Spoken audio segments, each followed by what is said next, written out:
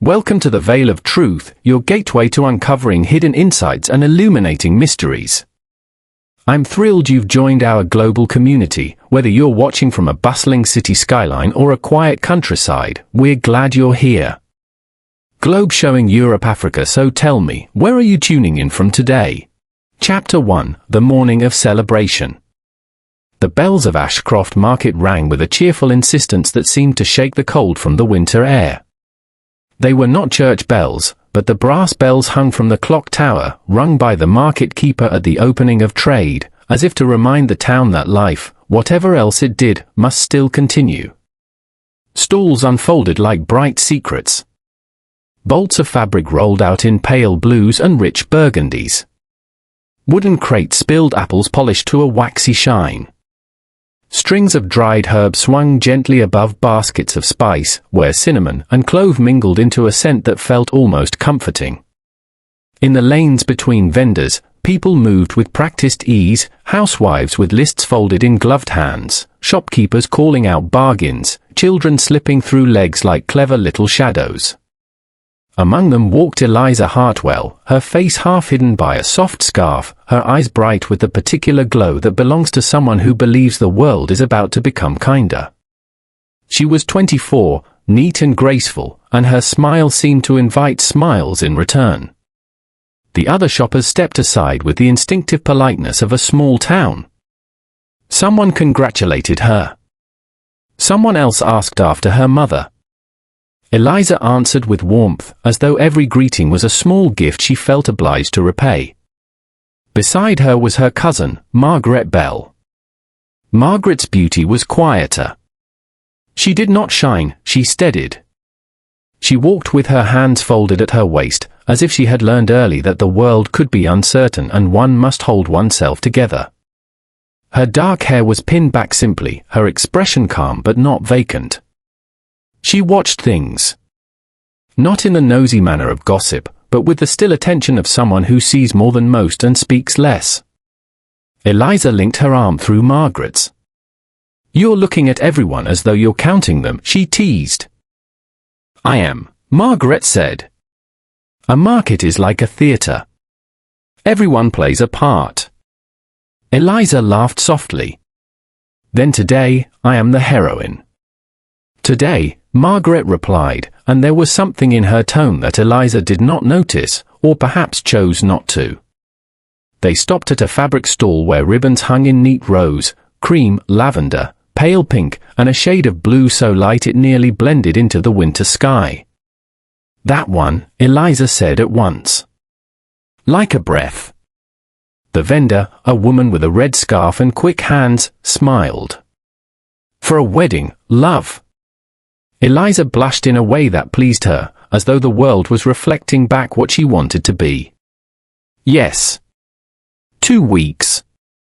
Margaret's gaze drifted beyond the ribbons, past the stall, to the narrow passage leading towards the clock tower. A figure stood there, partly shadowed by the stone arch, a man with a neat moustache and an almost exaggerated sense of dignity. He was not tall, but he carried himself as though height were merely a matter of attitude. His coat was perfectly pressed. His shoes were polished. His gloved hands held a walking stick that looked more decorative than practical.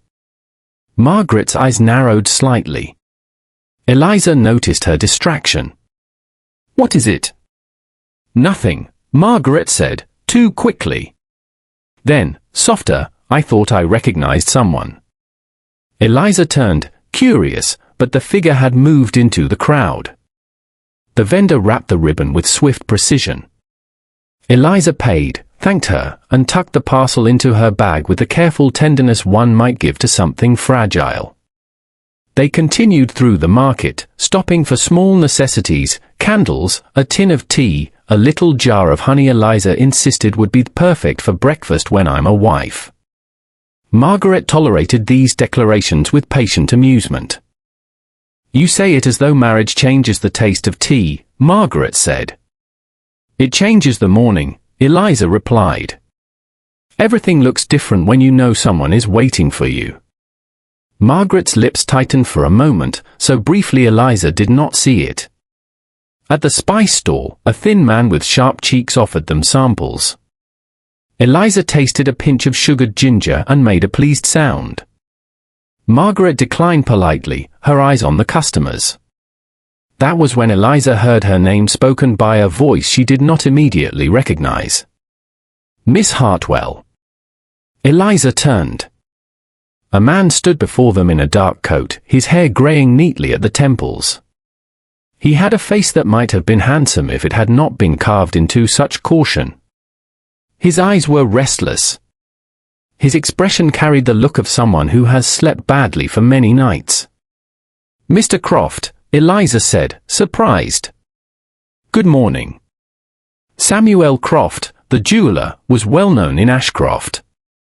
He owned a narrow shop on the corner of Market Lane, where engagement rings glittered behind glass and old watches sat like tiny sleeping hearts.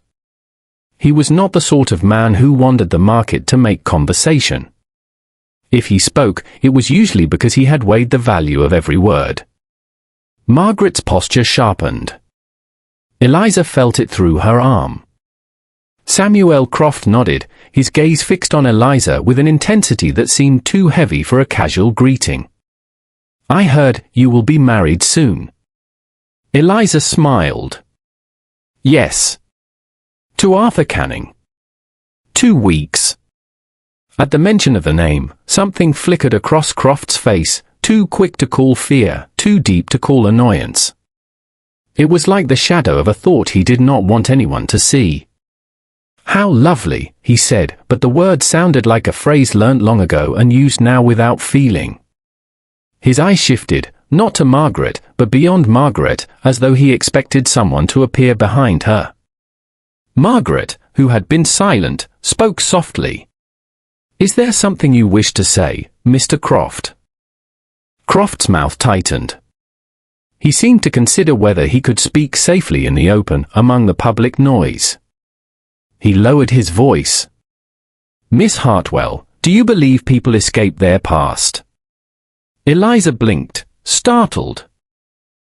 What an odd question. Answer it, he said, and the urgency in his tone was unmistakable. Eliza tried to laugh it away. I suppose it depends on what they've done. Croft looked at her hands. The ribbon parcel sat against her glove like a small promise. For a brief moment, his eyes filled with something that resembled grief. Be careful, he said. Margaret's fingers tightened around Eliza's arm. Be careful of what? Croft did not answer. Instead, his gaze drifted again as though he expected someone to be listening too closely. He swallowed. I should not have spoken, he murmured. Forgive me. And then, with the stiff politeness of a man trying to restore control, he stepped away into the crowd and disappeared between stalls. Eliza stared after him. That was strange. Margaret's face was unreadable. Yes. They walked on, but the market's brightness had altered. The colors were still there, the laughter, the clatter of coins, but Eliza felt as though a thin film had slipped over everything, as if the world had quietly warned her that happiness can be interrupted. They turned into the lane near the clock tower. The bells above them were silent now, but the tower loomed like a stern watcher. A gust of wind slid through the passage, carrying the scent of spice and damp stone. Eliza adjusted her scarf. I wonder what he meant, she said. Margaret did not reply immediately. Her eyes moved across the crowd. A man brushed past them. Another stopped to examine a tray of brass buttons. Near the spice stall, the thin vendor laughed too loudly at a customer's joke.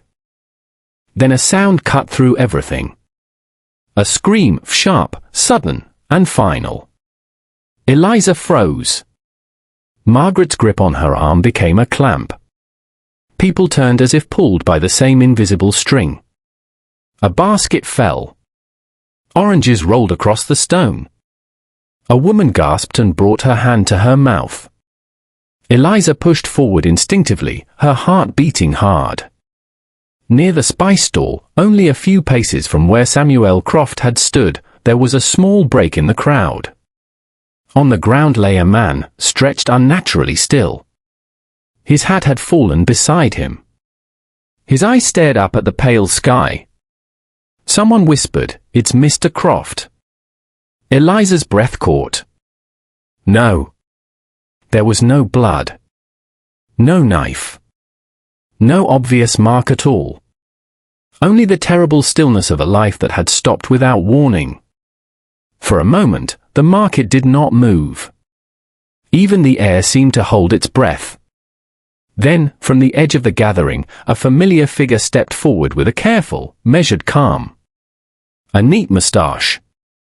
Immaculate gloves. Eyes that missed nothing.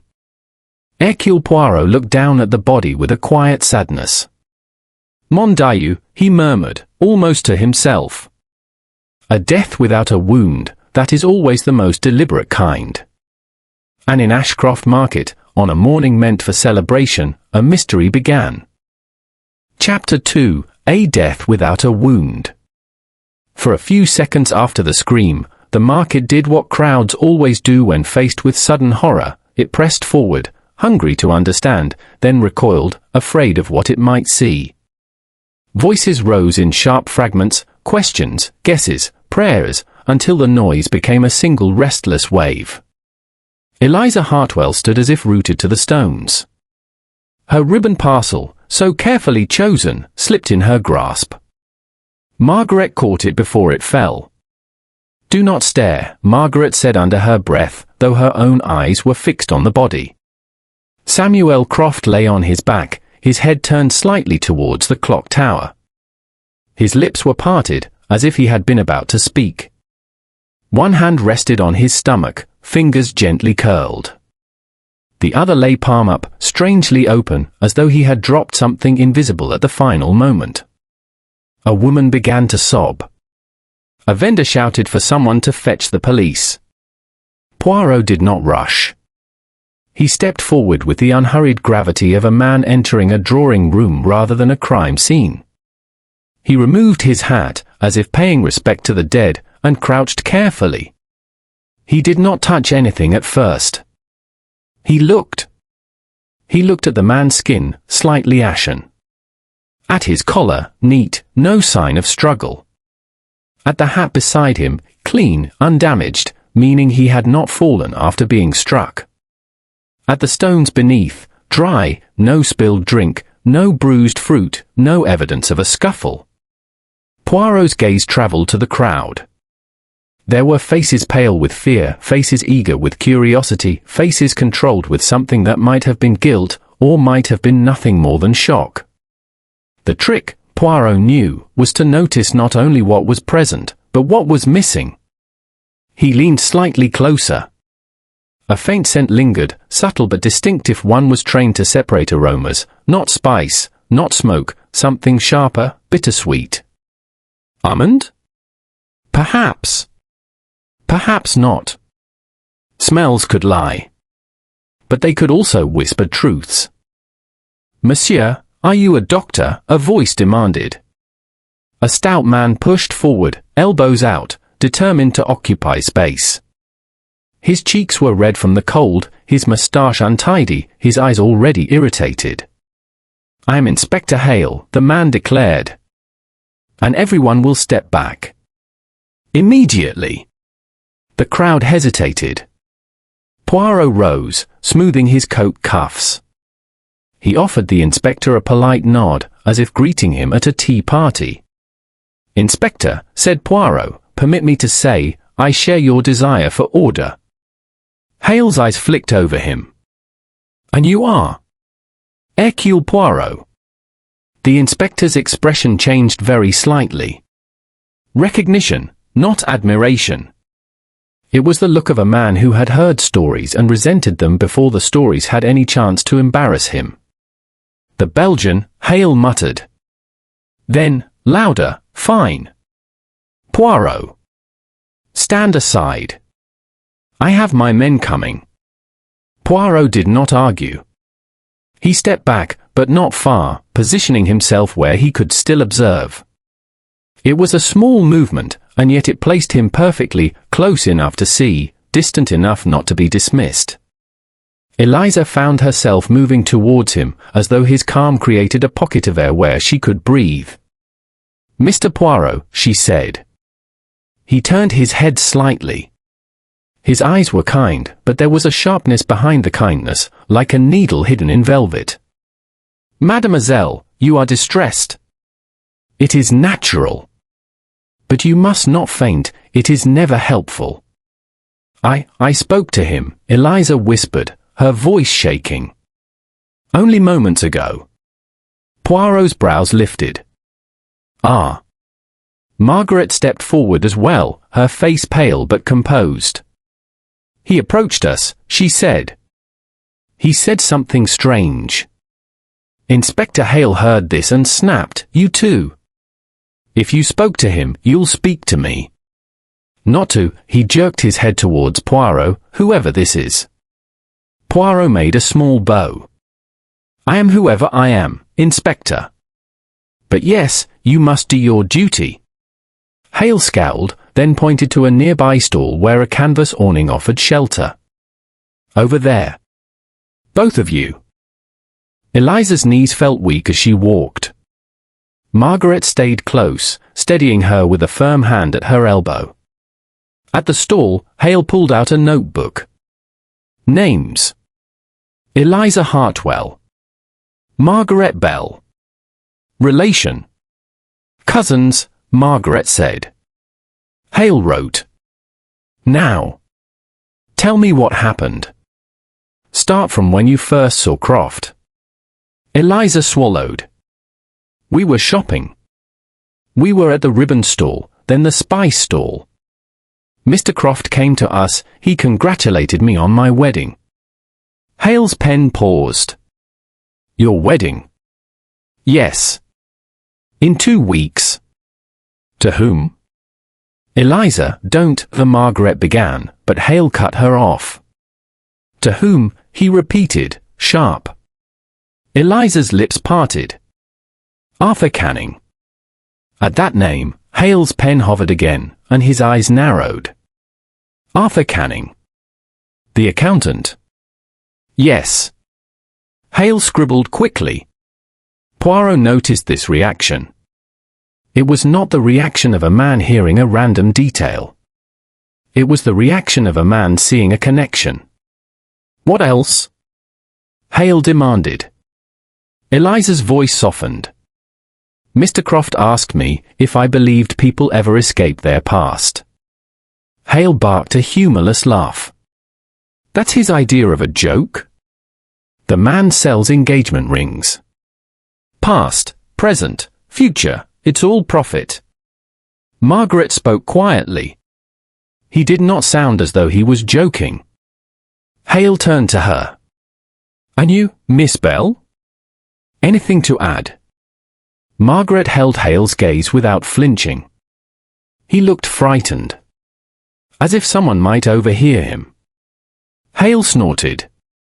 "Everyone in this market overhears everyone. That's the point." Poirot, standing a few paces away, watched Margaret's hands. They were clasped tightly, but her fingers moved, subtle, as if rubbing away something unseen. Not nervous fidgeting. More deliberate. As though she wanted to erase a sensation. A constable arrived, breathless, followed by 2 more. Hale waved them towards the body. "Keep people back," he ordered. "And find me the doctor." The crowd, still clustered like bees around a drop jar of honey, buzzed with rumors. "He just fell." "No, no, he was poisoned." "Someone saw him arguing yesterday, swear it." "It's his shop, I tell you, accursed jewels." Poirot let the noise wash over him. People lied most when they believed they were being helpful. The doctor arrived, a thin man with spectacles that kept slipping down his nose. He knelt by the body, pressed fingers to the neck, lifted eyelids, listened. Then he stood slowly, lips tight. "Dead," he said. "And not from a blow. I see no injury." Hale folded his arms. Heart attack. The doctor hesitated. Possibly. But he glanced at the lips, at the fingers. There is a stiffness here that I do not like. I cannot be sure without examination. Poirot stepped forward politely. Doctor, pardon. Do you notice any smell? The doctor blinked. Smell. Poirot's eyes were innocent. Sometimes the body speaks in small ways. The doctor leaned closer, sniffed cautiously, then frowned. I cannot say. The spices in the air confuse it. Hale snapped, enough. We'll move him to the clinic and find out properly. As the constables lifted the body onto a stretcher, the crowd surged again. Someone cried out. Someone else covered their child's eyes. Eliza pressed a hand to her mouth, fighting nausea. Poirot moved beside her, voice low. Mademoiselle, you must be brave. For now, we do not know if this death was meant for him, or if it was meant to send a message. Eliza stared at him, startled by the thought. A message? Poirot did not answer directly. He watched the stretcher being carried away. He watched the path it took. And he watched who watched it. A young man stood near the spice stall, his apron stained with turmeric. He was not crying. He was not shocked. He looked relieved. Or perhaps merely exhausted. When he noticed Poirot looking, he turned away too quickly, bending to pick up a fallen jar that had not broken. Poirot noted him.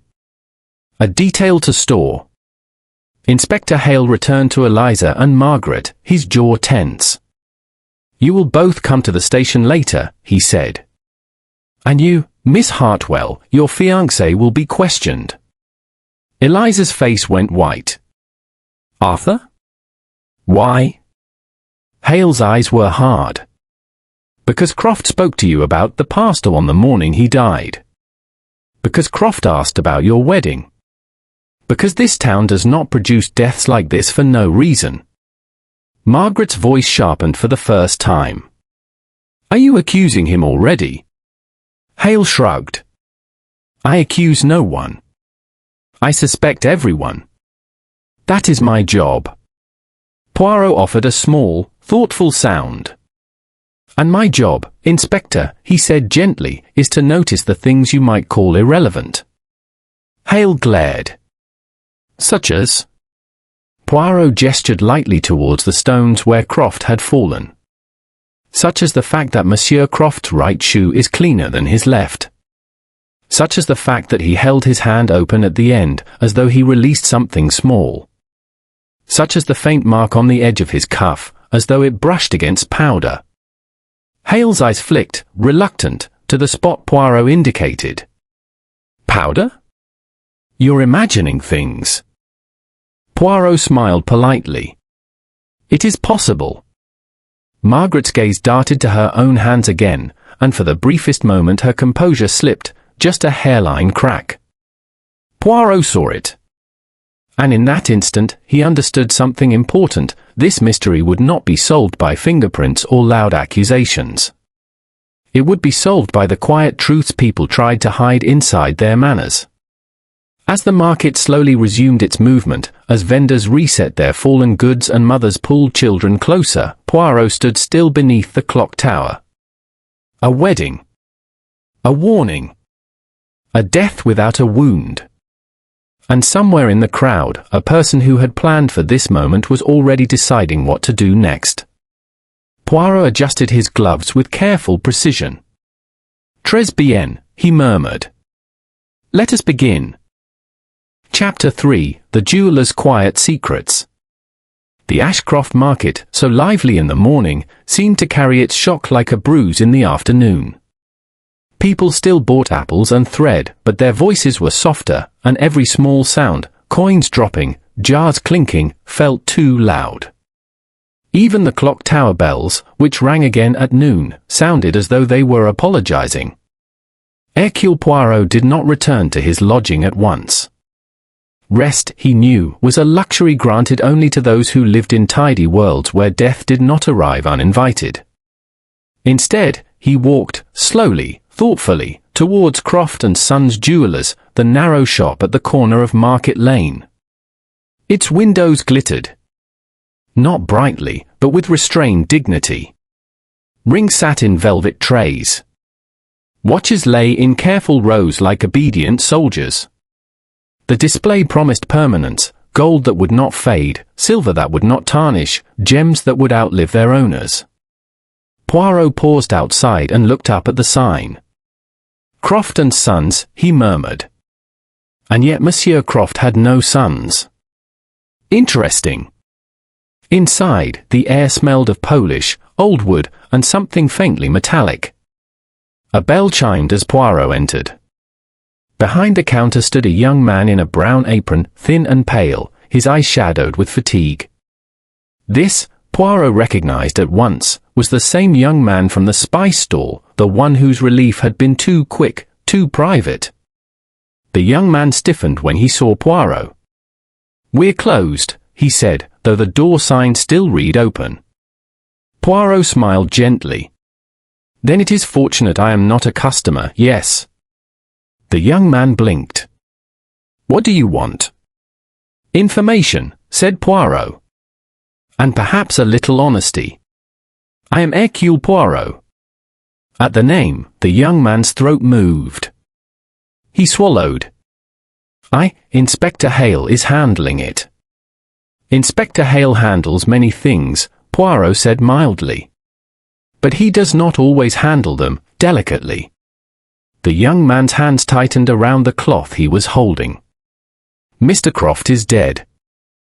"Yes," Poirot agreed. "And you worked for him?" There was a pause. The young man's gaze flicked to the back of the shop, to a doorway leading into a private room. "My name is Jonah Pike," he said at last, as though surrendering a fact cost him something. "I've been his apprentice 3 years." Poirot nodded. 3 years. Long enough to learn habits. Long enough to learn secrets. Jonah's eyes flared. "I don't know any secrets." Poirot leaned slightly closer, lowering his voice. "Then why did you look relieved when you saw him die?" Jonah's face drained of color. "I wasn't relieved." "You were," Poirot said softly. "But perhaps, mon garçon, you were relieved not because a man died, but because something else died with him." Jonah's lips parted. A breath caught in his chest like a trapped bird. Poirot waited. He did not press. Silence, used correctly, was one of the most powerful interrogations. Finally Jonah whispered, "He was going to ruin me." "Ah," Poirot murmured, as if this explained everything. "Now we begin." Jonah moved stiffly to the counter, as though proximity to solid wood might keep him steady. "He'd found out I'd taken a watch," he said. "A small one. Not expensive. I meant to return it." "You did not," Poirot pointed out. Jonah flinched. "No. I didn't. And he said he would tell the police unless I did something." Poirot's eyes sharpened. "Unless you did what?" Jonah's voice became very small. "Unless I delivered a letter. A letter to Miss Hartwell." Poirot felt the shift in the air, the click of a lock inside the mystery. "A letter," he repeated. "From Monsieur Croft." Jonah nodded quickly. "He wrote it last night." He was nervous. Kept pacing. Said it had to be done before the wedding. Poirot's face remained calm, but inside his mind, the little grey cells arranged themselves neatly around this new fact. "Did you deliver it?" Jonah hesitated. Then he shook his head. "No. I tried. But I couldn't find her before the market, before he fell." Poirot's gaze drifted over the counter, to the neat stacks of paper and small velvet boxes. "And the letter?" Where is it now? Jonah's eyes flicked again to the back room. Poirot followed the glance. You hid it? Jonah's shoulders sagged. Yes. Poirot nodded. Bon. Then you will show it to me. Jonah's panic returned. I can't. Inspector Hale. Poirot's voice grew firmer, though it never lost its politeness. Jonah Pike, you stole once and you regretted it.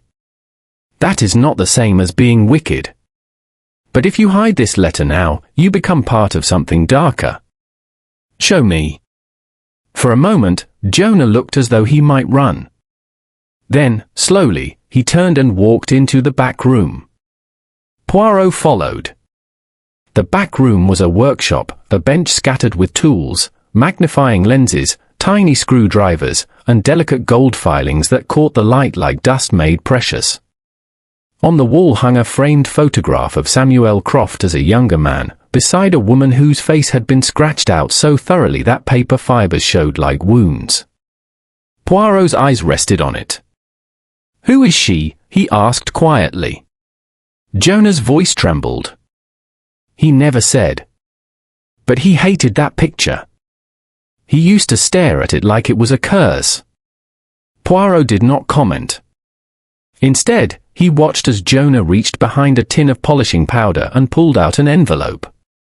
He held it as though it burned. Poirot took it gently, reading the handwriting on the front. Miss Eliza Hartwell. Poirot did not open it immediately. He studied the seal, the paper, the slight smudge along the edge. Polishing powder, he murmured. So this is what I smelled. Jonah swallowed. What does it say? Poirot's eyes lifted. You did not read it. Jonah shook his head quickly. No. I swear. Poirot nodded, and with careful fingertips, he opened the envelope. Inside was a single page, folded twice. The handwriting was neat, controlled, yet there was an urgency in the pressure of the ink, as if the writer feared his words might not survive long enough to be read. Poirot read silently. Then he read again. And though his face remained composed, his eyes grew colder, more serious. The letter was a confession of sorts, but not complete. It spoke of a woman wronged, money hidden, and a promise broken. It mentioned Arthur Canning by name, and it warned Eliza not to marry until she knew the truth. But it did not say everything. It was as though Samuel Croft had wanted to speak, yet feared the consequences of full honesty. Poirot folded the paper slowly. This letter, he said, was meant to save someone. Jonah whispered, save her. Poirot's gaze returned to the photograph with the scratched-out face. Perhaps. Or save himself. He returned the letter to the envelope and slipped it into his coat pocket. Jonah's eyes widened. You're taking it? I am, Poirot replied. To show Inspector Hale? Possibly. To show Miss Hartwell? Certainly. But not yet. Jonah looked sick. Why not? Poirot stepped closer, speaking softly, almost kindly. Because, mon garçon, when people are frightened, they cling to the nearest story that makes sense. And this letter would push them towards a story too quickly. A story. Jonah repeated, confused. Poirot nodded. Yes. The obvious story. The convenient story. He walked back into the front shop. Jonah followed like a shadow. As they reached the counter, the bell above the door chimed again. Two people entered, Eliza Hartwell and Margaret Bell. Eliza's eyes were red as though she had been crying, but her chin was lifted in stubborn bravery. Margaret looked as composed as ever, though her hands were gloved now, black gloves, very neat, very proper. Poirot observed them both. Eliza saw Poirot and moved towards him quickly. Mr. Poirot, she said, her voice strained. Inspector Hale said you were here. I didn't know where else to go. Poirot inclined his head. Mademoiselle, you are welcome. Eliza's gaze drifted behind him, seeing the workshop door, the tools, the photograph. I can't believe he's gone, she whispered. Poirot studied her expression carefully. Genuine grief. Confusion. Fear. But no guilt. Margaret spoke, her voice steady. Mr. Poirot. You were at the market. You saw everything. Poirot met her gaze. Yes, he said quietly. I saw many things. Her eyes did not blink. Then you must know who did it. Poirot smiled faintly. None, mademoiselle. Not yet. Eliza's voice cracked. Mr. Croft spoke to me. He warned me. And now he's dead. Why? Why would someone kill him today of all days? Poirot's eyes moved, almost imperceptibly, to Margaret's black gloves. Because, he said gently, today he intended to speak. Margaret's fingers tightened slightly. Poirot continued, as if speaking only to Eliza. And when a man decides, at last, to tell the truth, someone who fears the truth may act very quickly. Eliza swallowed hard. About Arthur. Poirot's gaze stayed calm. Possibly. But we must be careful. The truth is often more complicated than our first suspicion. At that moment, the shop door opened again, hard, impatient. Inspector Hale walked in, his coat still dusted with cold air and irritation. Behind him came a tall man with fair hair and a careful smile that looked practiced rather than natural. Eliza's breath caught. Arthur. Arthur Canning stepped forward, taking Eliza's hands as though he meant to reassure her by touch alone. My darling, he said softly. This is dreadful. Poirot watched Arthur closely. The man's grip was firm. His voice controlled. His eyes did not look at the shop, or at Jonah, or at the photograph. They looked at Poirot. As if Arthur already knew he was the real danger. Poirot offered a small, polite bow. Monsieur Canning, he said. We meet under sad circumstances. Arthur's smile tightened. So it seems. Inspector Hale's voice cut through the air. Poirot. If you found anything, now's the time. Poirot's fingertips brushed the envelope in his pocket. Not yet, he thought. Because the moment this letter was revealed, the game would change. And the person who had planned the market death would either panic or prepare their next move. Poirot looked at them all, Eliza, desperate and trusting, Arthur, polished and unreadable, Margaret, silent and still, Jonah, frightened and trapped. Then he spoke calmly. I have found something, Poirot said. And it tells me only this, Monsieur Croft did not die by accident. His eyes rested on Margaret's gloved hands for the briefest heartbeat. And the person who killed him, Poirot added, is closer to this wedding than anyone wishes to believe. Chapter 4, The Ledger of Small Lies. Inspector Hale's office smelled of coal smoke, damp wool, and the faint bitterness of strong tea left too long in its pot. It was not an unpleasant room, merely a practical one, built for decisions rather than comfort. A map of Ashcroft hung on the wall with pins marking recent burglaries and disputes that Hale considered nuisances. On the desk sat a stack of papers, a tin of biscuits untouched, and an ink bottle with a cracked rim.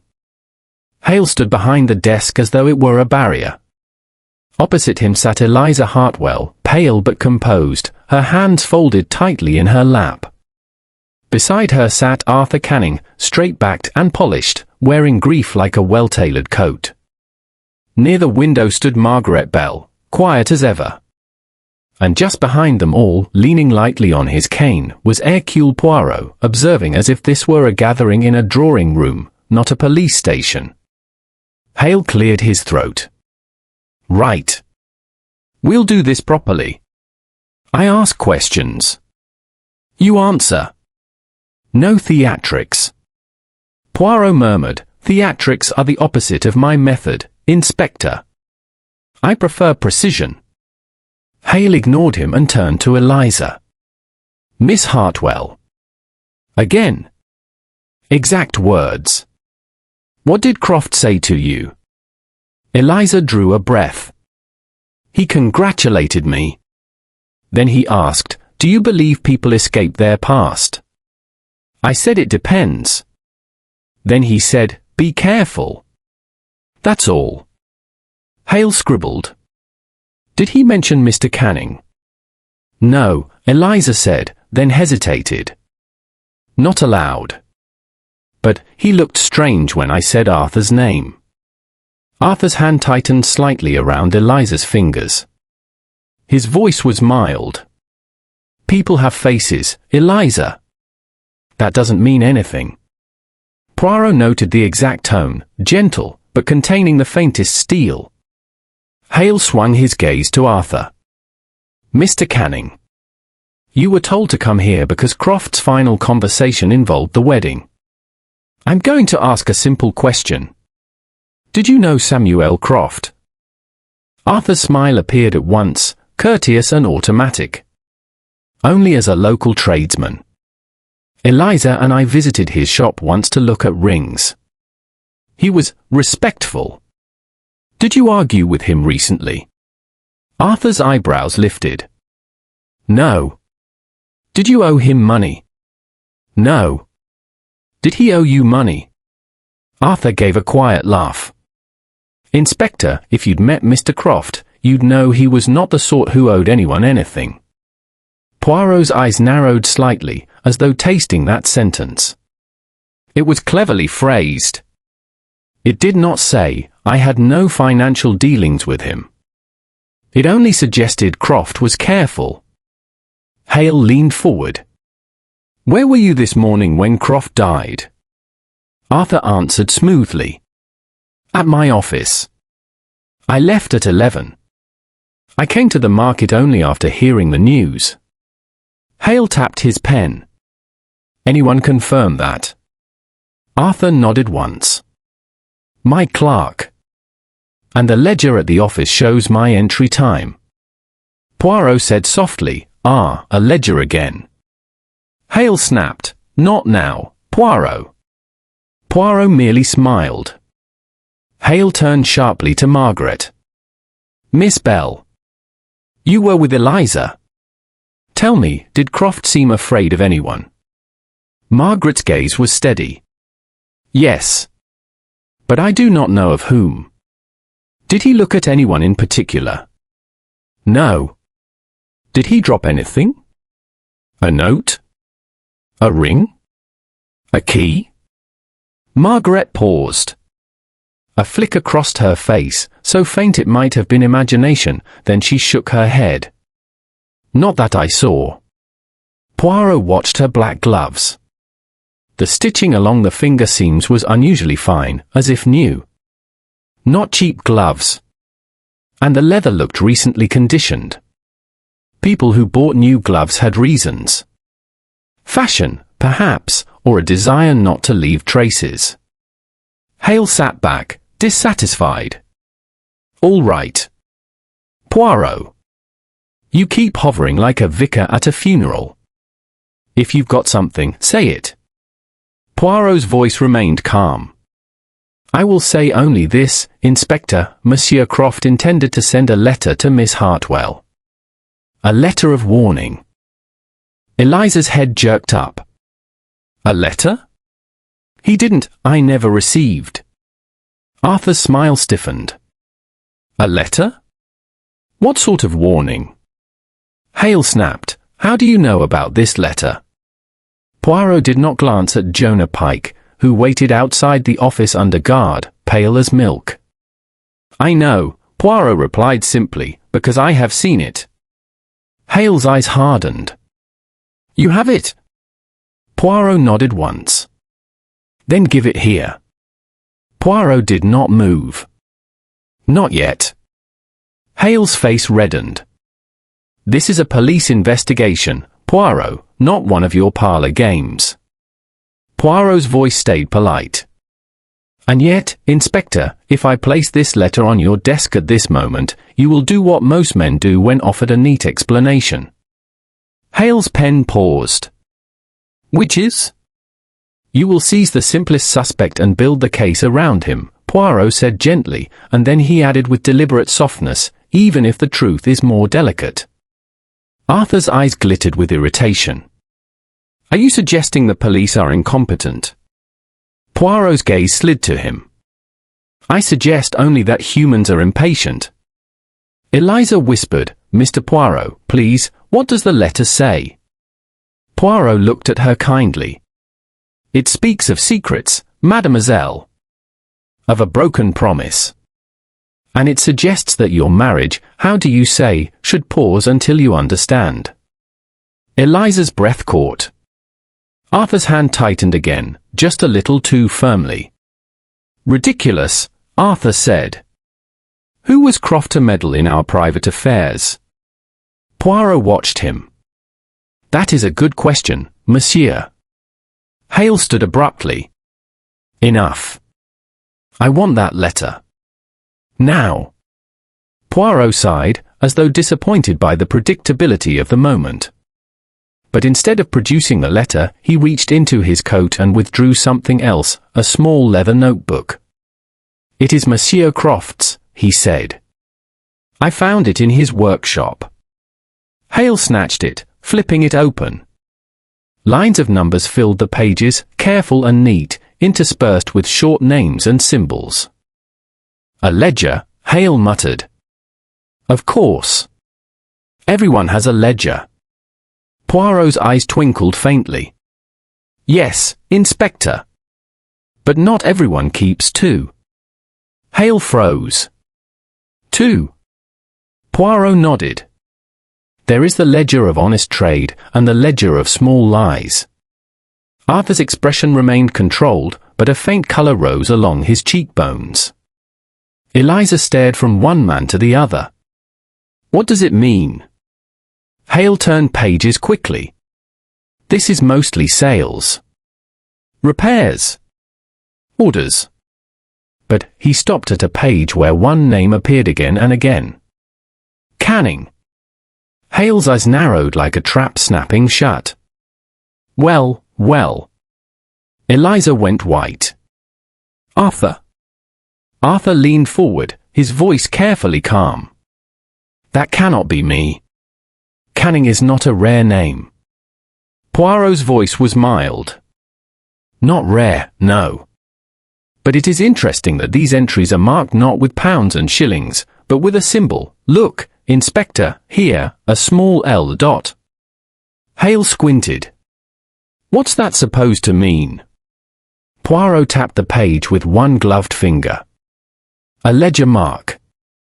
Often used for loans. Arthur's breath became audible for the first time. This is absurd. Hale slammed the ledger shut. Absurd or not, it's enough to ask questions. Eliza's voice shook. Arthur, tell them. Tell them you didn't borrow money from him.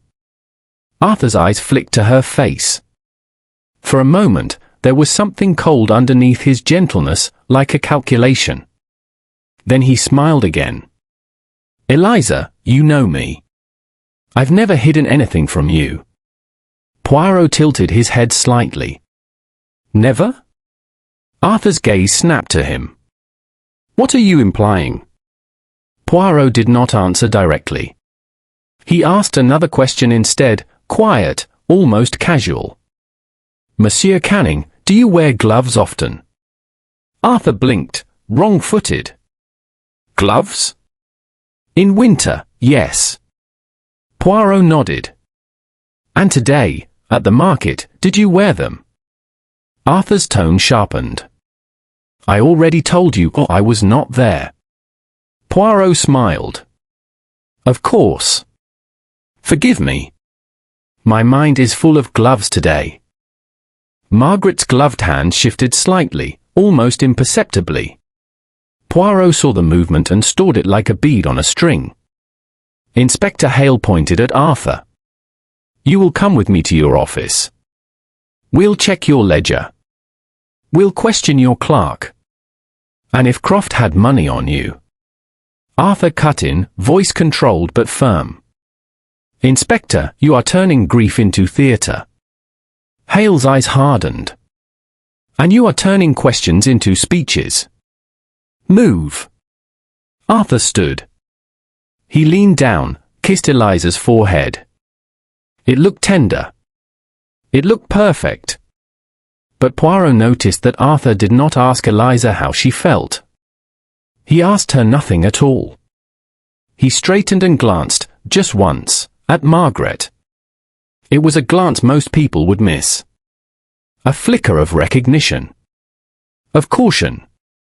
Margaret did not respond. Her face remained smooth as glass. Hale marched Arthur out. The office door slammed. Eliza stared after him as if the room had tilted. "Mr. Poirot, is Arthur in danger?" Poirot's voice softened. "Mademoiselle, at this moment the danger is not only to Monsieur Canning." Eliza blinked. "What do you mean?" Poirot stepped closer, lowering his voice so that only she and Margaret could hear. "When a person kills in public, in daylight, with no weapon and no wound, it is not only because he hates. It is because he feels safe. Protected." Margaret's eyes remained fixed on Poirot. Protected by what? Poirot's gaze held hers for a long beat. By someone else's guilt. By someone else's reputation. By a story that will distract the police. Eliza whispered, "The letter." Poirot nodded slightly. "Yes. The letter is a match. And if I strike it too soon, the fire will burn the wrong house first." Margaret's voice was steady, but there was an edge to it now. "So you will keep the truth from us to protect your own method?" Poirot's face did not change. "I will keep some parts of the truth," he said gently, "to protect you, mademoiselle. Because when the truth comes, it will not come as comfort." Eliza's eyes filled with tears. "This is my wedding." Poirot bowed his head slightly. "Yes. And someone has used your happiness as camouflage." Margaret's gloved fingers tightened. Poirot watched them both, then spoke softly, as if to himself. "In a case like this, the killer is not the loudest voice. Not the angriest man. It is the one who appears most controlled." He looked at Margaret's gloves again, new leather, perfect seams. And in the quiet of the police station, Poirot's little grey cells arranged themselves around one unsettling possibility. The murder in the market had not been a sudden act. It had been a decision made long ago, carried out today, under the bells, beneath the eyes of everyone. And the wedding, whether it happened or not, was already stained by a secret that wanted bloodless justice. Chapter 5, The Letter That Spoke Too Late. The rain began without ceremony, a soft drizzle that darkened the stones of Ashcroft and softened the sharp edges of the day. It was the kind of rain that seemed to listen rather than fall, blurring the world just enough to hide intention. Hercule Poirot walked slowly back toward Croft's jewelry shop, his polished shoes avoiding the deeper puddles with quiet precision. The market had thinned, shutters were half-drawn, and voices carried less confidence than before. The town, like its people, was holding its breath. Inside the shop, the air felt heavier than before, less metallic now, more human. The scent of fear lingered faintly, clinging to the walls like dust. Jonah Pike stood behind the counter, twisting his hands together. "You came back," he said nervously. Poirot nodded. "Yes. There is something more I must understand." Jonah swallowed. I heard they took Mr. Canning." "They did," Poirot said gently. "But that does not mean he is guilty." Jonah's shoulders sagged. "Then who is?" Poirot did not answer. Instead, he removed the letter from his coat and placed it carefully on the counter. This, he said, was written by a man who feared time more than death. Jonah leaned closer, eyes wide. You read it? Yes. What did it say? Poirot unfolded the page slowly, smoothing the creases with almost reverent care. He did not hand it over. It said that Samuel Croft once loved a woman named Lydia Bell, he began. He wrote that he betrayed her trust, financially, morally, and publicly. He allowed another man to take advantage of her disgrace while he protected his own reputation. Jonah's breath caught. Margaret Bell's aunt. OUI. Poirot continued. He wrote that he had hidden money for her once, but that fear made him silent when she needed him most. When she vanished, he did nothing. That guilt followed him every day. Jonah whispered, and now? Now, Poirot said quietly, he wished to make amends.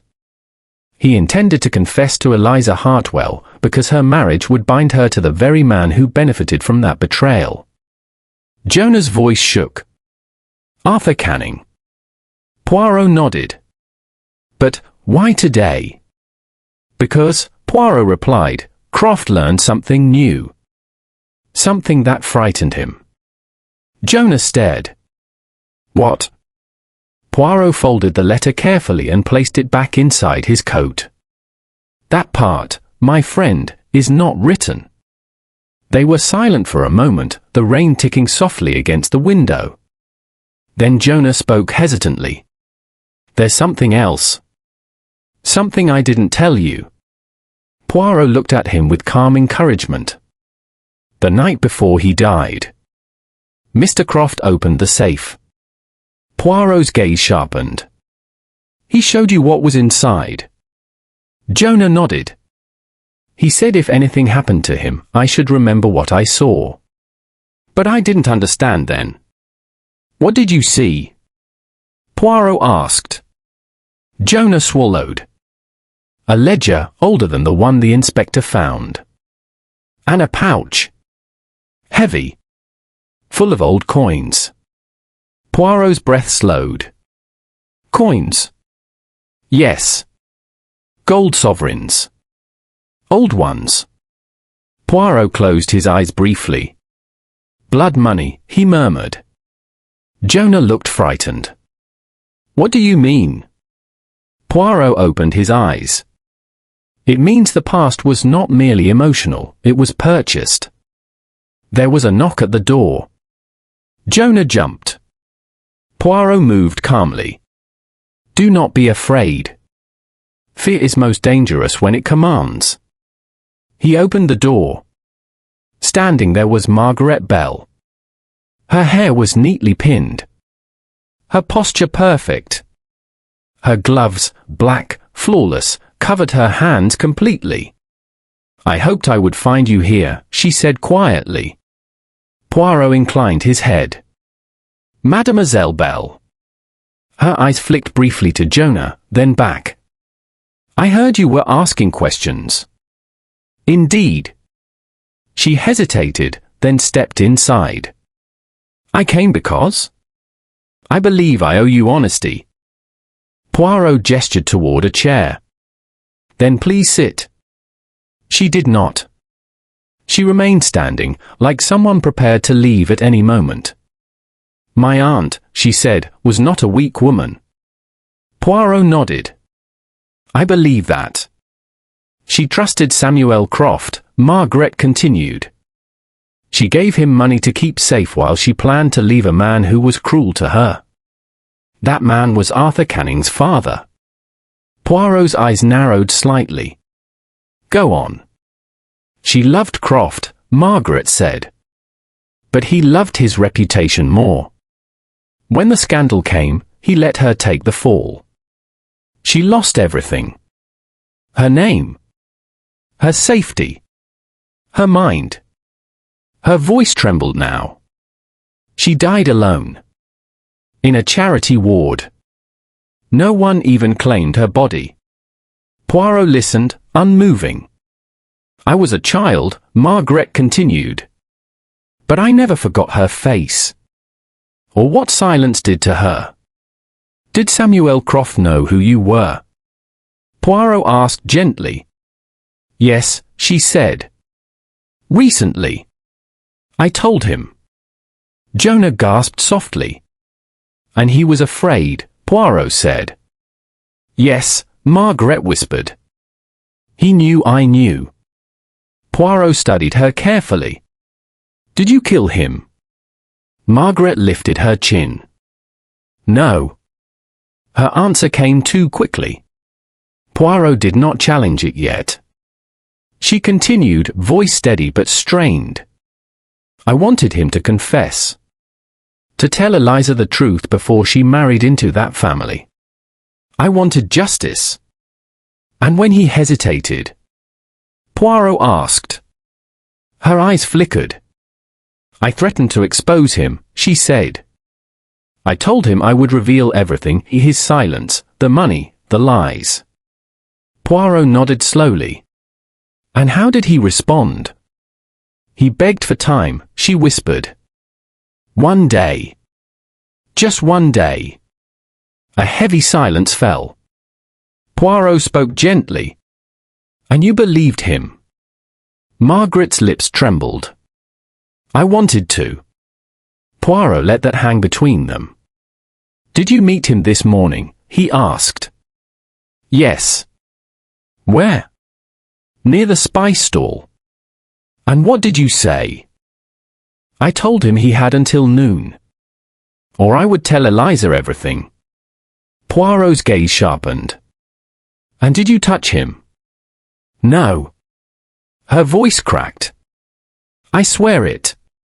Poirot watched her hands. The gloves were still immaculate. Did you give him anything? Margaret hesitated. A letter, she admitted. I wrote what my aunt never could. I told him I would expose him. Poirot's mind clicked into place. And he replied with his own letter, meant for Eliza.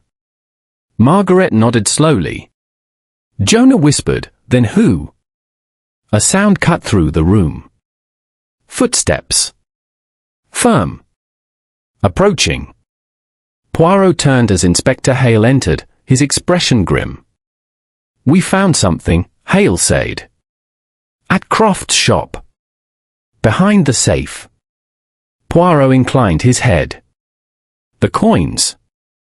Hale blinked. You knew. Poirot gestured faintly.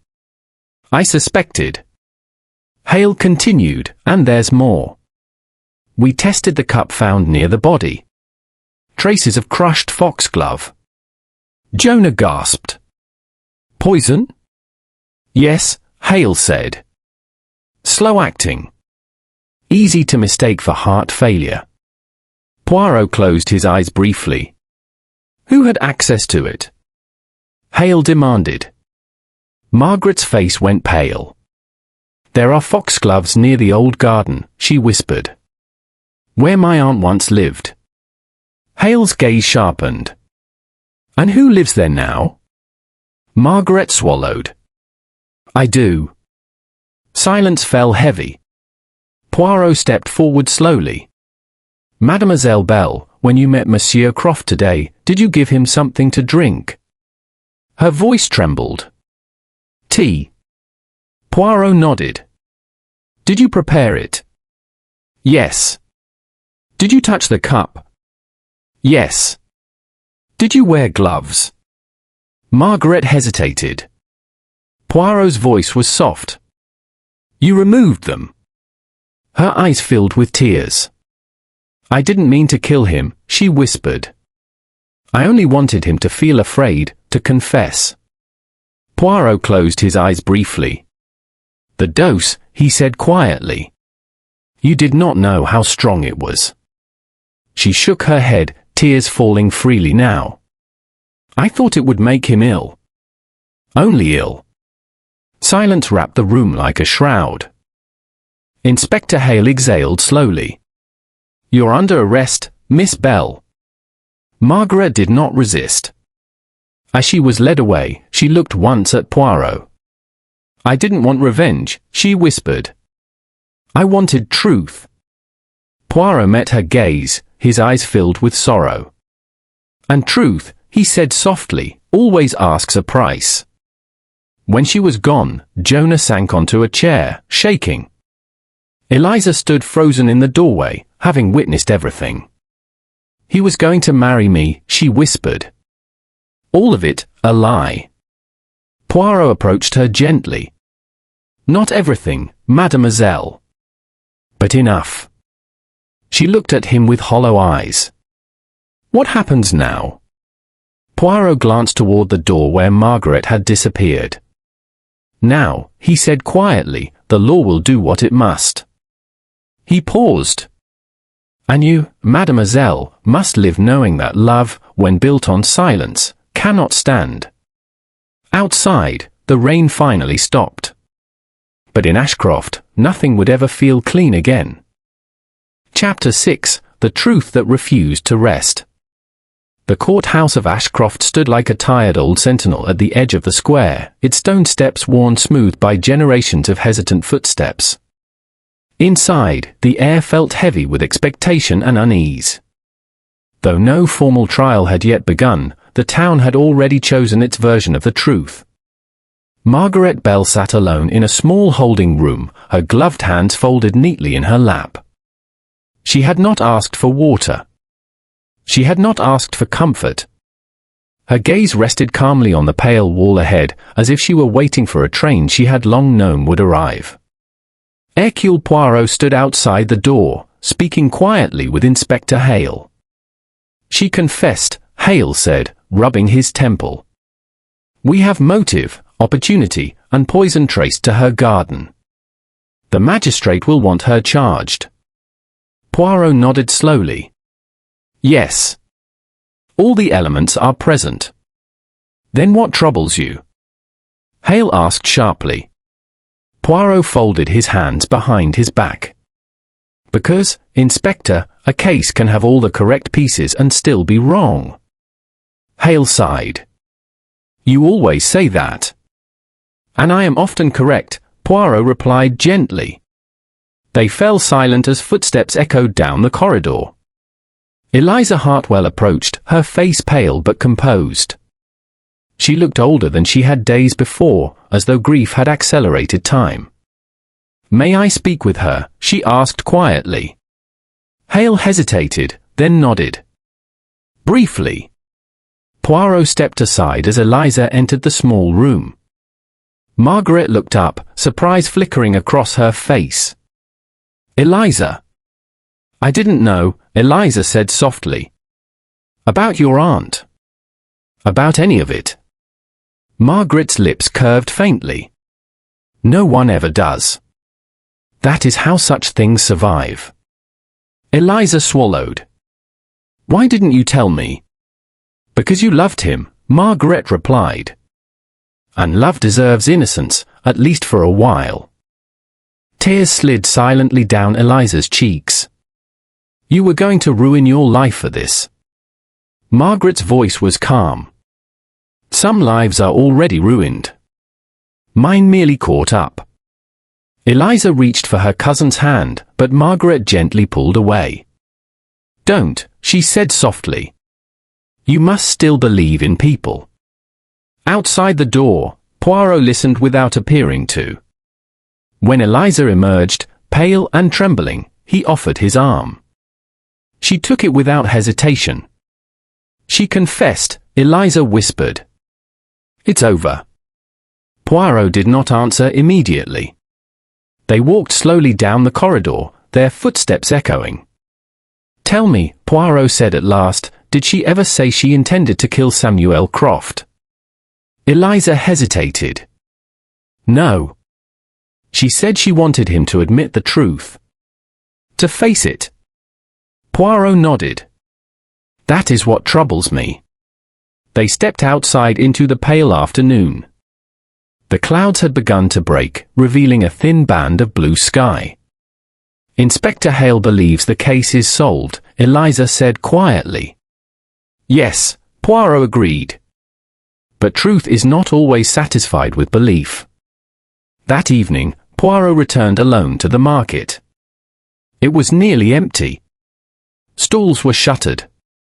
The scent of spice lingered faintly, ghost-like. He walked slowly to the place where Samuel Croft had fallen. The stones had been scrubbed clean, but Poirot could still see it, could feel it, the moment frozen in time. He knelt, examining the ground with care. There were marks he had not studied closely enough before. Small scuffs. Irregular. Not from shoes. From a cane. Poirot straightened. "Ah," he murmured. "Voila." A cane had pressed here, someone had leaned heavily, briefly. But not Croft's. Croft had not used one. Poirot's thoughts moved swiftly now. Who else carried a cane? Only one man in the market that day. Himself. But Poirot knew that was impossible. Unless... His mind returned to Arthur Canning. Arthur did not walk with a cane. But he did sometimes carry one, as a fashion accessory. Poirot felt the familiar tightening behind his eyes, the moment when threads begin to weave. He turned and walked toward the street where Arthur's office stood. Arthur Canning's office was warm, neat, and immaculate. Too immaculate. Papers aligned, pens parallel, nothing out of place. Arthur stood by the window when Poirot entered. "I thought you might come," Arthur said calmly. Poirot inclined his head. "You expected me?" "Yes." "Because you know what I have discovered." Arthur sighed. "You always do, don't you?" Poirot walked slowly around the room. "You were careful, monsieur. Very careful. You allowed Miss Bell to believe she had administered the poison. You ensured she had motive, access, and guilt. Arthur did not deny it.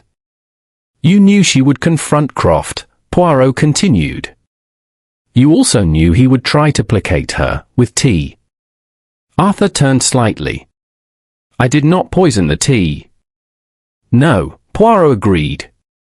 "You poisoned the cup." Arthur's eyes flickered. "Foxglove," Poirot said. "A residue left on the rim. Enough to kill slowly, subtly. You applied it earlier, perhaps while pretending to browse. The poison transferred when Croft drank." Arthur exhaled slowly. "Clever. You counted on the fact that Margaret would blame herself. That she had reason to believe she caused his death." Arthur smiled faintly. "She did bring him the tea." "Yes.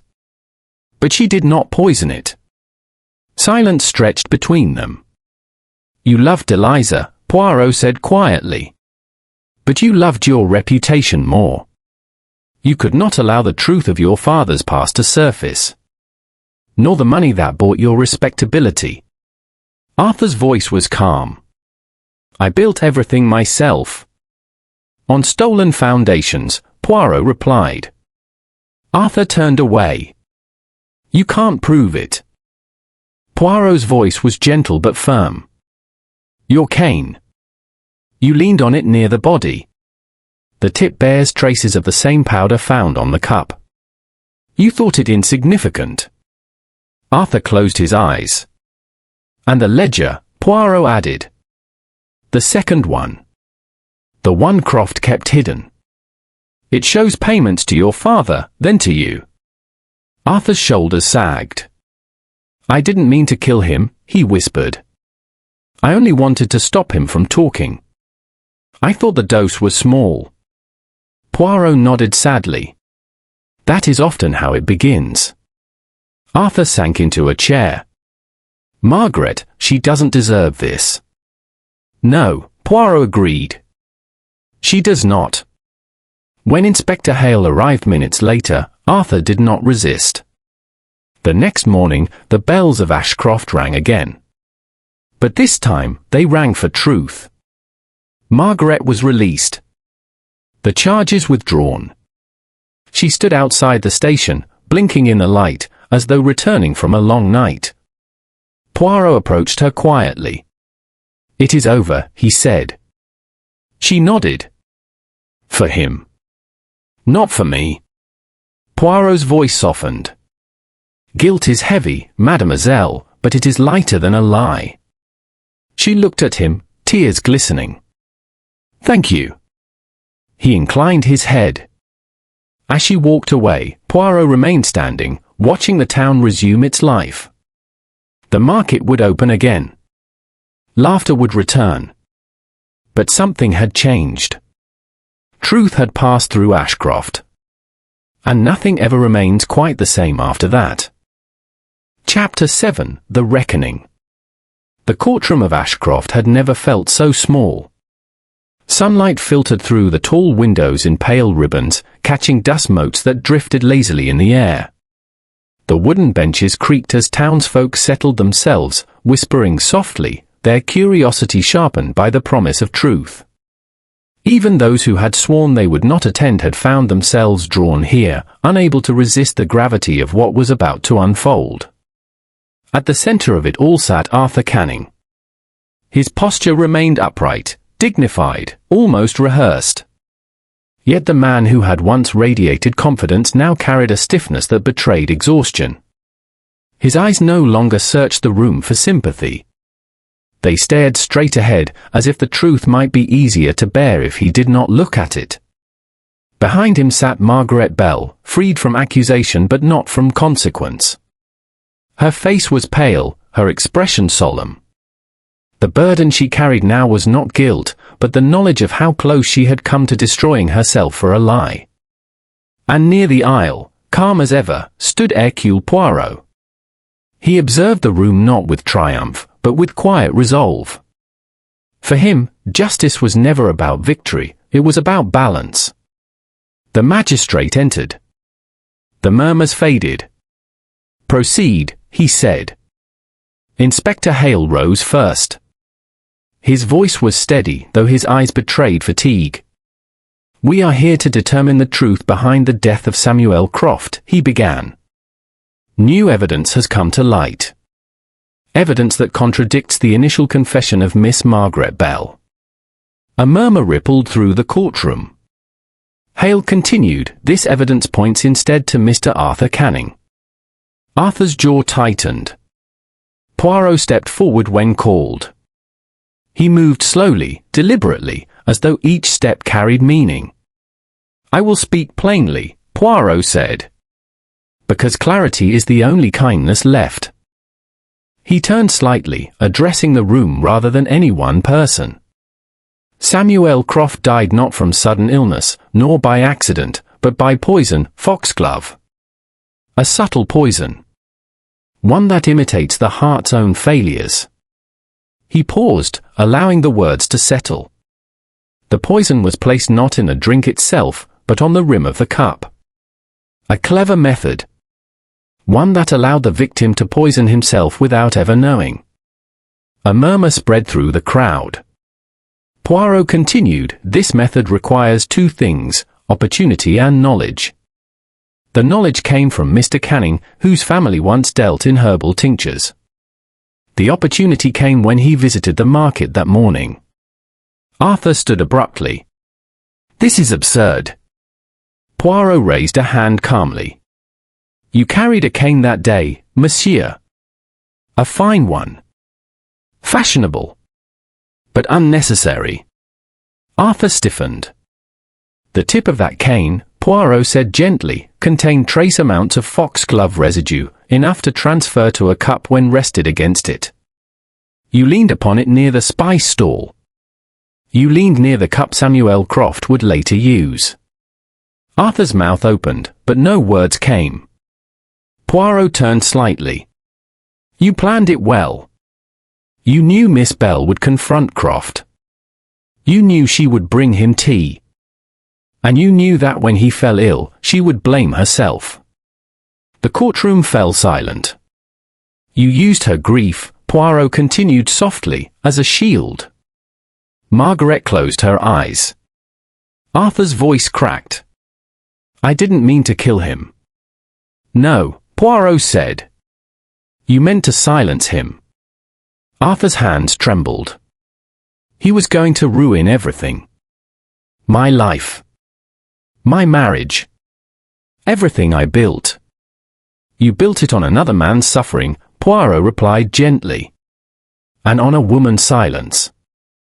Arthur turned to Eliza, who sat pale and unmoving. I loved you. Eliza's voice broke. Then you should have trusted me.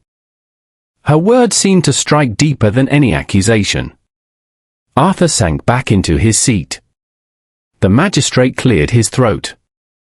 And Miss Bell? Poirot turned. Miss Bell acted under emotional distress. She believed herself responsible. But she did not administer the poison. Margaret stood slowly. I wanted him to confess, she said quietly. I wanted him to suffer the truth. I never wanted him dead. The magistrate nodded gravely. After a moment, he spoke. The court finds Arthur Canning responsible for the death of Samuel Croft. He will be held for trial. A collective breath escaped the room. Arthur did not resist as he was led away. He did not look back. Outside, the sky had cleared. Sunlight touched the stone steps, warm and gentle, as though trying to soften what could not be undone. Eliza stood near the entrance, trembling. Poirot approached her. It's finished, she whispered. It is ended, Poirot corrected softly. But not finished. Such things linger. She looked at him with tired eyes. Will I ever stop feeling foolish? Poirot considered this. One does not become foolish by trusting. One becomes wise by surviving. She managed a small, fragile smile. Margaret stood a few steps away, staring at the horizon. Poirot joined her. You were brave, he said quietly. She shook her head. I was angry. Sometimes, Poirot replied, they look very similar. She hesitated. What will happen to me? You will live, he said gently. And that, sometimes, is the hardest sentence of all. Margaret nodded slowly. As the crowd dispersed, the town of Ashcroft exhaled. The whispers would continue, of course, but now they carried truth instead of speculation. Poirot stood alone for a moment, watching the light play against the courthouse walls. Justice had been served. But justice, he knew, was rarely clean. It left stains, on memory, on conscience, on the heart. And yet, it was necessary. He adjusted his coat, preparing to leave. One chapter had closed. But one remained. Chapter 8, The Final Silence. The morning after the trial dawned with a stillness so complete it felt deliberate, as though the world itself were holding its breath. Ashcroft lay wrapped in pale light, its streets quiet, its windows half awake. The market bells did not ring. No one had asked them to. Hercule Poirot stood near the edge of the square, hands folded behind his back, gazing at the place where everything had begun. The stones were clean now, too clean, perhaps. But memory had a way of lingering long after the evidence was scrubbed away. Behind him, footsteps approached. You are leaving. He turned to see Eliza Hartwell standing a short distance away. She wore a simple coat, dark blue, and her hair was tied back without decoration. The softness that once defined her seemed tempered now by something steadier. Yes, Poirot replied gently. My work here is finished. She hesitated, then stepped closer. I wanted to thank you. Poirot smiled faintly. For what, mademoiselle? For telling the truth, she said. Even when it hurt. Poirot considered this. Truth does not ask whether it will wound. It simply waits for courage. Eliza nodded. I don't know what comes next. That is quite all right, Poirot said. Neither does life. They stood in silence for a moment, watching a shopkeeper raise a shutter. Somewhere, a cart rolled over stone, its wheels echoing softly. I thought love meant safety, Eliza said quietly. That if someone loved you, they could never harm you. Poirot's expression softened. Love is not safety. Love is risk. But it is also choice. You were not wrong to believe in it. She smiled sadly. I still do. I just know more now. Poirot bowed his head slightly. Then you have learned what many never do. She reached into her coat and withdrew a small parcel. This was meant to be part of my wedding. I don't want it anymore. She opened it to reveal the pale blue ribbon she had bought on the morning of the murder. Poirot hesitated. Are you sure? Yes, she said gently. But I think you should keep it. He accepted it with care, as though it were something fragile beyond its appearance. For remembrance, he asked. For closure. She smiled, then turned and walked away, her footsteps echoing softly until they faded into the morning. Later that day, Poirot found himself walking the narrow path beyond the old garden, the one once belonging to Lydia Bell. The gate creaked as he pushed it open. Wildflowers had grown untended, reclaiming the space with quiet determination. Margaret Bell stood near the center of the garden, kneeling in the earth. Her sleeves were rolled up, her gloves discarded beside her. She looked up when she heard him. I thought you might come, she said. Poirot inclined his head. I wish to see you before I leave. She rose slowly, brushing soil from her hands. I've decided to stay here for a while. The house will be sold, but the land, it feels wrong to abandon it.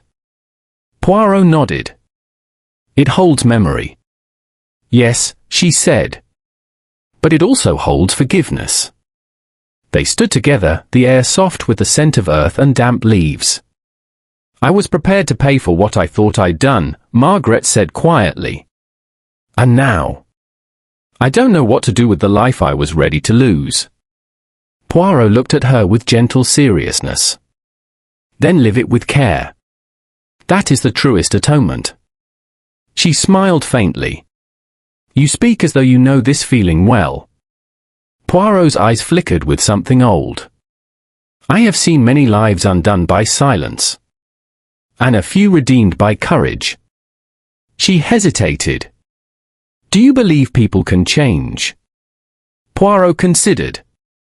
People do not change easily. But they can awaken. Margaret nodded slowly. As Poirot turned to leave, she spoke again. Will we ever see you again?